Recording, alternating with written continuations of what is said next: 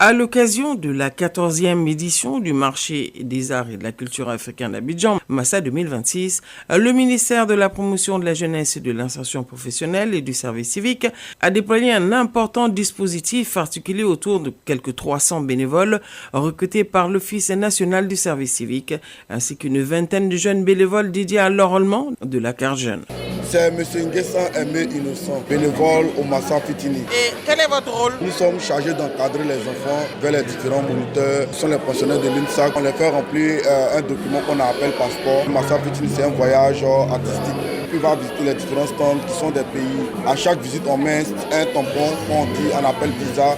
Donc chaque pays qui visite, il a un visa. Et à la fin, il vient récupérer un certificat avec nous qui lui donne droit à la roue du bonheur. Et à la roue du bonheur, lorsqu'il joue, il a la possibilité de gagner un voyage. Également un volet économique avec l'installation d'un guichet de financement piloté par l'agence Emploi Jeunes doté d'une enveloppe de 200 millions de francs CFA. L'initiative a suscité un certain intérêt auprès des acteurs culturels surtout. C'est ainsi qu'une centaine de porteurs de projets ont été enregistrés, traduisant l'adéquation de cette offre de financement avec les besoins du secteur. Tim Koulibaly. Dans le cadre de votre projet à vous, quelles sont vos attentes? Plus au niveau du matériel, l'acquisition de matériel, vu que c'est pour de la production audiovisuelle et dans l'événementiel.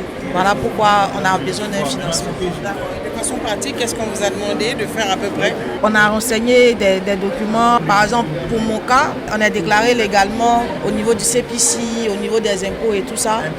Donc, il fallait reporter les numéros qu'on nous a donnés dans ces différents lieux-là sur la fiche, expliquer un peu le projet et dire au niveau du plan d'affaires, le chiffre d'affaires et tout, qu'est-ce qu'on a comme prévision et de quoi on a réellement besoin comme montant au niveau du financement. À travers ce dispositif, le ministère positionne le Massa 2026 comme un espace stratégique de connexion entre les politiques publiques en faveur des jeunes et leurs réels besoins.